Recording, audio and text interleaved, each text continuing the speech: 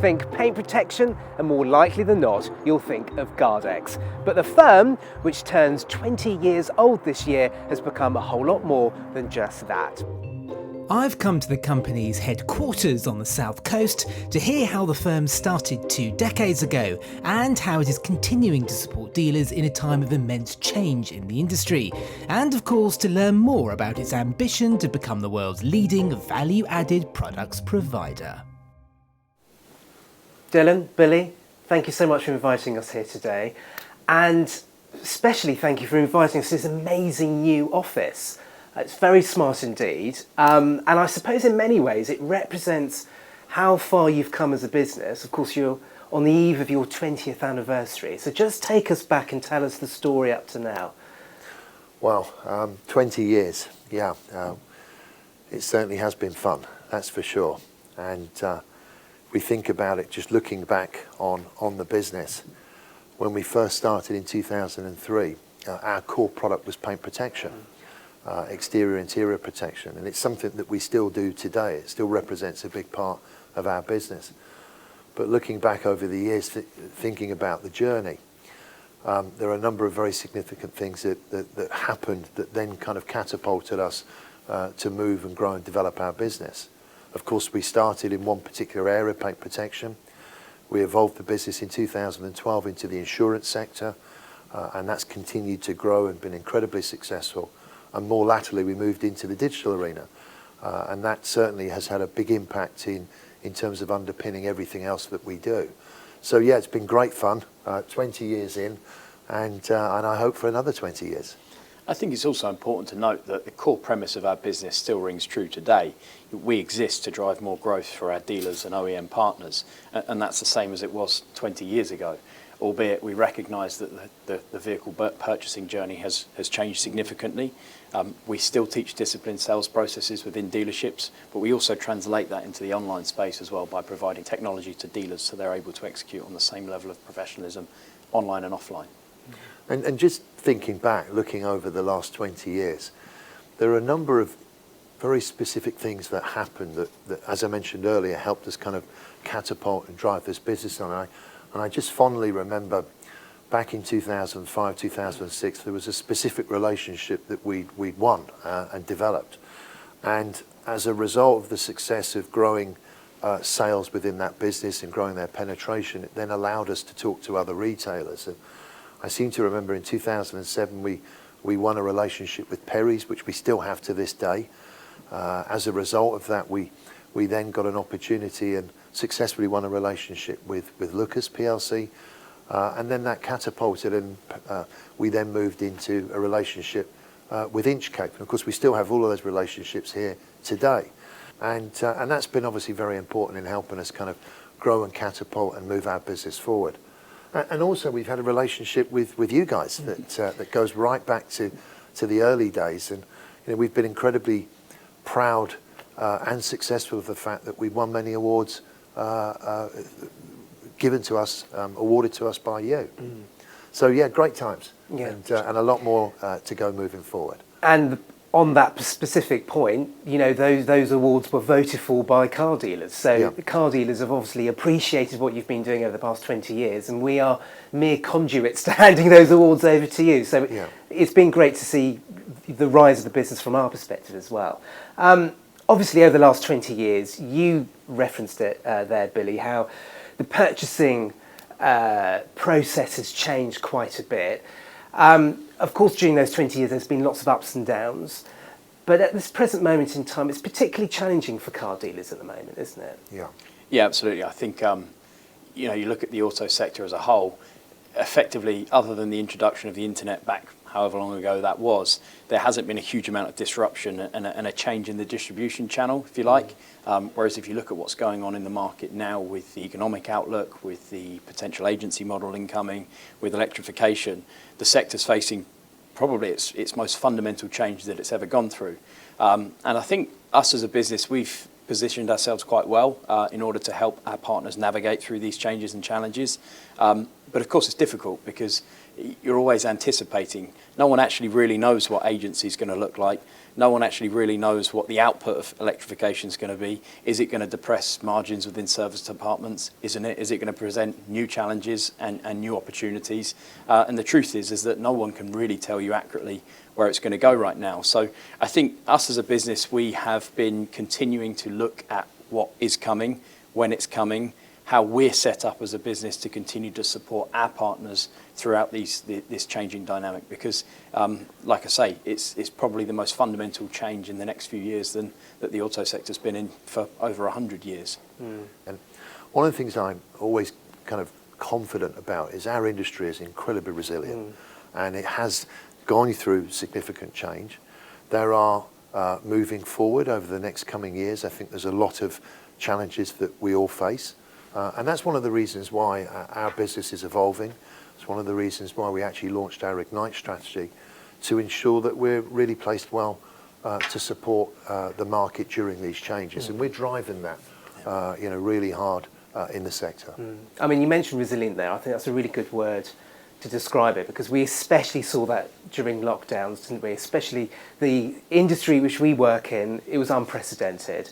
But for me personally, I think that's what gives me sort of a belief that despite the fact there are quite a lot of challenges on the horizon, the motor trade is well placed to deal with those, particularly with agency sales. It's a big unknown, isn't it? No, it is a big unknown, and of course we have relationships with OEMs and we have relationships with retailers, and you won't be surprised that this is topic number one on all of our meetings, discussions. It's topic number one in our board meetings, and certainly an important part of what our strategy is. I am confident that our industry will continue, will evolve, and will embrace this change. And I'm confident that what we're developing in terms of our strategy to ensure that we can support retailers, whether that's agency model, whether that's online, offline, that we've got all of the right processes, disciplines, and technology, and that solution will be supported and support our customers. I mean, you mentioned some really tangible challenges there, and of course what dealers face. I mean, what does this actually mean for you and for your clients, do you think? The challenge for us is we've always taught disciplined sales processes within dealerships. Now, of course, the first kind of shift in that was as the whole purchasing journey moved more online, consumers going into dealerships with a lot better educated about A, the vehicle that they're purchasing, B, how they're going to fund it, and then C, what products they're going to purchase with that vehicle. So that's something we navigated a few years ago and are still navigating. As the agency model looks to be rolled out, I guess the question remains, will the OEMs look to control the supply of F&I products? Will the OEMs look to control the distribution of the part exchanges as they come back into the network? And those are the things that we still don't really know. I think certain OEMs are going to go probably a little bit further down that route than others. I think some will let the dealers maintain a lot of flexibility around what products they're going to sell, how they're going to sell them. I think some OEMs will probably push a bit harder and go down the route of what we'd call a true agency model, where they are literally just supplying the vehicle to that dealer and they're just doing the handover process. They're not touching the products, they're not touching the part exchange. So I think for us it's important that we've got robust OEM relationships. We continue to grow our dealer network, but more importantly, we give our dealers the tools to be able to execute on product sales in this changing world, whether they access the consumer at the front end in the dealership or whether they access the consumer online. I think our biggest challenge is making sure that we've got the right systems in place to deal with that shift, really. I mean, you work both in the unregulated and the regulated sectors. I mean, what do you think the keys to success are for these ever-changing spaces? What do you think the success of that is? So look, we do operate in the unregulated and regulated arena, and we continue to grow our regulated business in terms of product profile and client base. And again, in the regulated arena, there's been lots of challenges, particularly around new further regulation. We've got consumer duty that we're very focused on now, and we're making sure that all of our customers and clients are also very focused on that. And we think we're in a very, very good place with that. We operate our unregulated business in exactly the same way as we do our regulated. Fundamentally, it's the same principles. So really trying to ensure that we can provide our customers and ultimately their customers with solutions where we can present products to a customer in a way and a manner in which they want to be presented to. And that's the important thing. We want to try and make this as easy, as efficient, as convenient as possible. So yeah, more challenges, but challenges that we're really very strongly set up for. You mentioned something earlier on about the Ignite strategy. That's a key part of your business right now. Just tell us a little bit about that and how you're sort of changing and adapting to support the needs of your clients. So we launched Ignite back in June of 2022. And I guess the core reason that we did that was because we recognised that oftentimes it's very difficult to look at your business and optimise when things are going really well. In a lot of cases, people do that when things aren't going so well, and quite often that can be too late. We like to try and revolutionise what we do when we are being successful. I use a quote from the previous founder of PayPal: "The biggest impediment to a company's future success is its past success." And that's something that really rang true with us. We want to make sure that we put the right things in place from a systems perspective, from a people perspective, and from a technology perspective when things are going well. And so that was the reason that we launched Ignite. We were, I guess, off the back of a record year for us in terms of top-line revenue and EBITDA, was to reinvest that into the business, bring on some new talent, bring on some new technology, which needed, given the challenges that we've just been through. So that was, I guess, the motivation behind Ignite. What we did is we restructured the business from a senior management perspective. We brought in some outside talent in things like technology development, in things like marketing, to really try and push the brand forwards. Beforehand, you could argue that we had quite a fragmented branding process where we had certain divisions that didn't necessarily operate under the GardX banner. So we decided to bring everything in-house. Everything sits under the GardX brand. And then we have 3 sub-brands. We have GardX Assure, which is our regulated insurance business. We have GardX Protect, which is our non-regulated protection-focused products.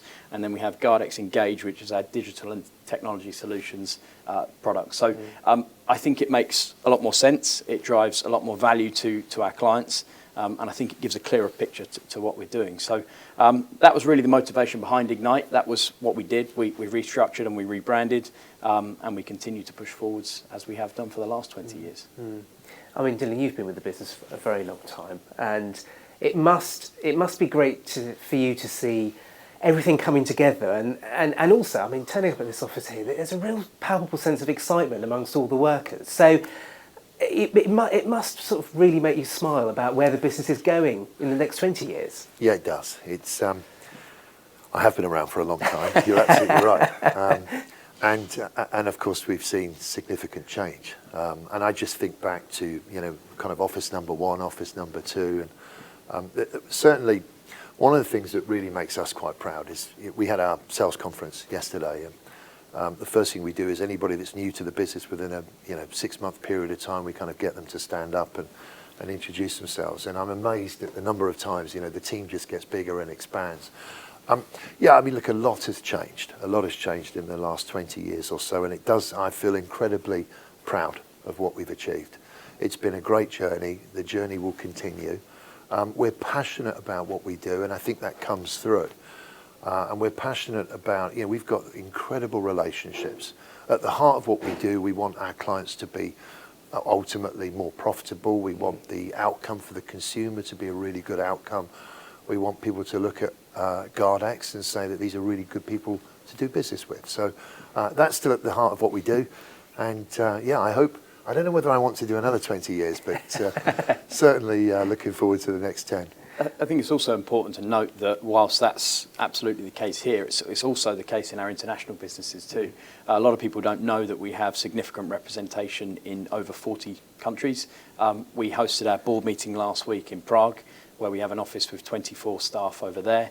And the culture piece is really the same there as it is here, which is really good to see. We don't spend a huge amount of time over in the Prague office, so it's good to see that the values of the business ring true both here and abroad. I myself was in a Middle East office the week before that, and again, the same thing rings true there. It's exactly the same core values, exactly the same, I guess, ethos and culture. So for me, that was really, really great to see as we go and visit our overseas operations as well. Lastly, we are moving into quite uncertain times. You're clearly a very successful company. Dealers like working with you. Oh, you've got some great relationships with OEMs. What are your words of advice to your peers, but also your clients? Well, good question. We think it's important to be humble. When we talk about, peers and clients, I think certainly embracing change. I think that's important. Be flexible, be open to embracing change. And, for us, ultimately, what we're going to go through in the next 2, 3, 4 years or so is going to be fun. It is going to be difficult. There are unknowns in what we do. But I think making sure that, we can embrace those changes. Relationships is at the heart of everything that we do. And so that would be kind of my advice and my guidance to peers and colleagues. Billy, anything to add? Yeah, of course, echo exactly that as well. But I think equally, if you look at where the market's been for the last 2-3 years, dealers, OEMs coming off record success, whilst volumes have been down, chassis profit has been up, which traditionally is more difficult for us because we want dealers focusing on profitability of ancillary products. What I would say is as the market gets tougher and that kind of inflection point starts to hit where we have a bit more supply and maybe demand eases off slightly, or certainly the signals would suggest, my advice would be embrace your partners. I don't mean just us, I mean generally speaking, embrace your partnerships, work closely with your partners, and try and work to the best of your ability given the uncertainty that's coming or is here. I guess. Profitability is going to be a key thing Yeah. for retailers, not just in the kind of value-added product arena, but specifically in after sales. I think with electrification, we're going to see a significant change there, and the need and the desire for profit is going to be very, very important. So we see this area, value-added products, being a really key area that we can continue to grow and help retailers and OEMs alike. Billy, Dylan, thanks so much for joining us today. And here's to another 20 years. Thank you very much. Thanks for coming down. Thank you. 10 years for me.